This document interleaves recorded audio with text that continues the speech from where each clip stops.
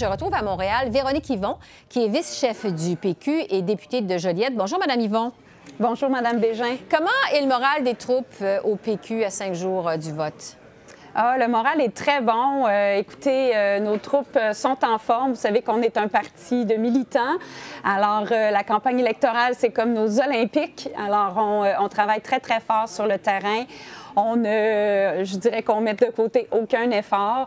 Et bien sûr, on est fiers de la campagne qu'on a faite, une campagne d'idées, une campagne pour vraiment l'égalité des chances, pour des services publics de qualité, pour l'environnement, pour la fierté aussi de notre nation. Donc, on est vraiment collé à ce qu'on est et je pense qu'on offre aux Québécois ce qu'on a de mieux, ce qu'on fait de mieux. Et il y a beaucoup de volatilité, on le sent.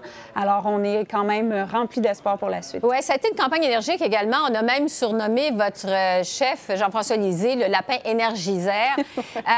Comment expliquez-vous que le Parti québécois ne semble pas faire des gains malgré tout dans les sondages, ne semble pas en tirer profit dans les sondages? Bien, écoutez, je pense que la grande majorité des Québécois souhaitent du changement, souhaitent se débarrasser du gouvernement libéral. Puis il y a eu pendant un certain temps cette idée que c'était la CAQ qui pouvait uniquement faire ça. Mais là, ce qu'on voit en ce moment, c'est beaucoup de volatilité, il y a beaucoup de déception autour de la CAQ. Il y a beaucoup de gens qui se demandent, mais qu'est-ce qu'elle incarne vraiment, la Coalition Avenir Québec? Qu'est-ce qui l'anime? Qu'est-ce qui est le petit supplément d'âme qui la caractérise? Ils cherchent puis ils ne savent pas vraiment pourquoi ils veulent le pouvoir. C'est correct d'avoir une alternative, mais encore faut-il que ce ne soit pas la même recette avec simplement un glaçage différent, un enveloppage différent. Je pense qu'il y a de plus en plus de gens qui se posent cette question-là. Ouais. Nous, au Parti québécois, on a déjà exercé le pouvoir et quand on exerce le pouvoir, on est le changement. On provoque le changement. On incarne ce changement-là. Alors, on n'est pas en train de faire à semblant, sous une coquille, qu'on pourrait être la nouvelle saveur du jour. Nous, on est sérieux et quand on est au gouvernement, on fait les virages qui s'imposent, comme on veut faire le budget, évidemment, du virage vert. On veut faire le virage pour les soins à domicile. On veut une loi bouclier qui va protéger les budgets pour nos tout-petits en éducation. On a vraiment des grandes réformes qu'on veut mettre de l'avant, comme ce grand parti de réforme dans le passé qui est le Parti québécois. J'aimerais vous entendre sur une stratégie, M. Lisée, parce que ça semble être plus difficile pour le Parti québécois depuis jeudi dernier, le dernier face-à-face qui a été diffusé à TVA, où M. Lisée a choisi d'affronter vraiment de façon frontale la chef de Québec solidaire, Manon Massé, en lui demandant qui est le véritable chef, qui prend les décisions à Québec solidaire. Est-ce que ça a été une bonne stratégie, selon vous, de votre chef, Jean-François Lisée, que d'attaquer comme ça de façon frontale Mme Massé? Bien, moi, écoutez, je ne suis pas une analyste politique. Je demeure vraiment focusée sur nos engagements, notre vision pour les Québécois. Mais je pense que l'objectif, c'était de poser certaines questions qui ne se sont pas posées jusqu'à maintenant. Donc, je pense que c'est l'objectif qui était là. Et on voit d'ailleurs à quel point, là, dans les derniers jours, il y a beaucoup de questions qui se posent pour Québec solidaire. Nous, on en pose pour l'ensemble des partis, bien sûr, par rapport au bilan du gouvernement libéral, par rapport à l'absence de réalisme des engagements de François Legault et de son parti. Donc, je pense que c'est tout simplement, en ce moment, l'heure vraiment de fouiller puis d'aller au fond des choses pour chacun des partis. Oui. Le PQ a choisi dans cette campagne électorale-là de ne pas promettre de référendum, avec comme résultat qu'il y a des Québécois souverainistes qui semblent se réfugier du côté de Québec solidaire. Est-ce que vous regrettez ça, d'avoir décidé de faire campagne sans promettre un référendum? Écoutez, ça a vraiment été le choix des militants et des militantes. On est un parti très démocratique, autant en choisissant Jean-François Lisée que lors de notre congrès. Donc, c'est un choix qui est pleinement assumé par les militants et les militantes.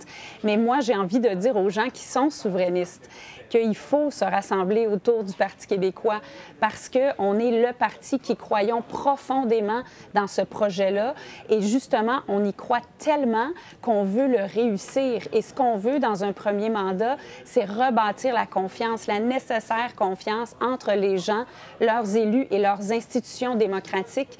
Les 15 années presque ininterrompues de gouvernement libéral ont fait très mal à cette confiance-là, sans tomber dans de la partisanerie extrême. Elles ont été très dommageables pour beaucoup de questions d'intégrité, de questionnement, de promesses rompues. Alors, je pense que c'est urgent de rebâtir la confiance. Moi, c'est mon obsession personnellement. Ouais. Et justement, on fait une campagne qui est axé sur des mesures qui rejoignent les gens, qui répondent aux besoins des gens. On ne fait pas des promesses en l'air, des feux d'artifice de milliards et de dizaines de milliards d'engagements.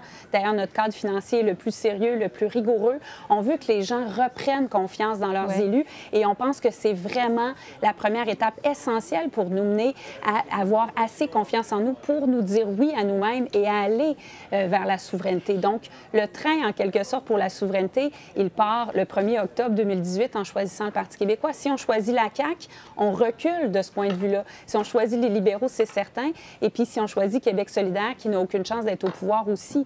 Donc, c'est très important que les souverainistes prennent conscience de tout ça et se rassemblent au sein du Parti québécois. On le voit, Mme Yvon, quand vous vous adressez aux souverainistes, vous le faites avec beaucoup de passion. Or, on le sait que la question nationale n'est même pas un enjeu dans la campagne électorale. Vous êtes reconnue, vous, Véronique Yvon, comme une femme de conviction. Jusqu'à quel point, vous, personnellement, ça vous désole que l'enjeu, que la question, que la question nationale ne soit pas un enjeu dans cette campagne électorale?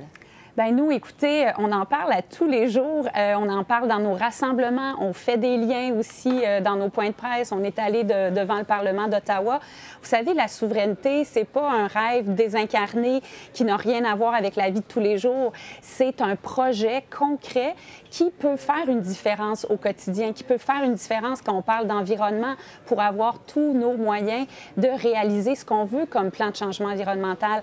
C'est présent quand on veut lutter contre les inégalités, contre la pauvreté, lutter contre l'itinérance, parce qu'en ce moment, on n'a pas notre pleine marge de manœuvre, parce que même si ce sont des matières sociales, on est assujetti à des transferts qui souvent viennent avec des conditions. Vous connaissez tout ça, mais c'est important aussi d'illustrer à quel point qu'on parle de transport collectif, qu'on parle d'environnement, qu'on parle de mesures sociales, il y a des réalités qui font en sorte qu'on ne peut pas toujours aller au bout de notre vision et de nos convictions, de nos particularités aussi comme nation québécoise. Alors, on a vraiment tenté de l'illustrer. C'est pas parce que la consultation référendaire n'est pas pour la prochaine année que ça fait pas que le projet souverainiste ne garde pas sa pleine pertinence et qu'il faut pas l'incarner à chaque jour dans des réalités très concrètes pour les gens. Est-ce que le Parti québécois, comme tout de même des années 70, 80, 90, est-ce que vous le reconnaissez dans le Parti québécois d'aujourd'hui? Est-ce qu'il est encore là? Est-ce que vous le reconnaissez? Oui, il est encore là. Je vous dirais qu'on a connu un renouvellement extraordinaire. L'exécutif national, qui est comme notre conseil d'administration,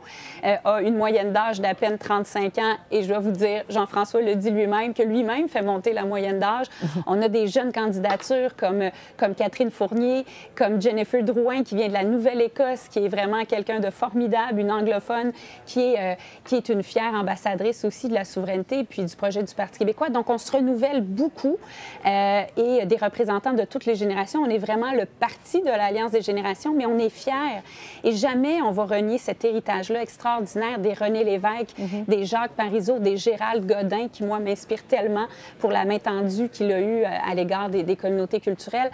Donc, on a fait des grandes choses au Parti québécois. On veut en faire encore des grandes choses. C'est pour ça que je vous dis que derrière des partis qui se présentent comme la saveur du jour ou le changement en apparence, nous, on est ceux qui provoquons le changement quand on est au gouvernement. Et c'est ça qu'on va faire, encore une fois, fort de notre héritage, fort de notre passion et fort de nos convictions. Véronique Yvon, merci beaucoup de nous avoir accordé cette entrevue. Bonne fin de campagne électorale.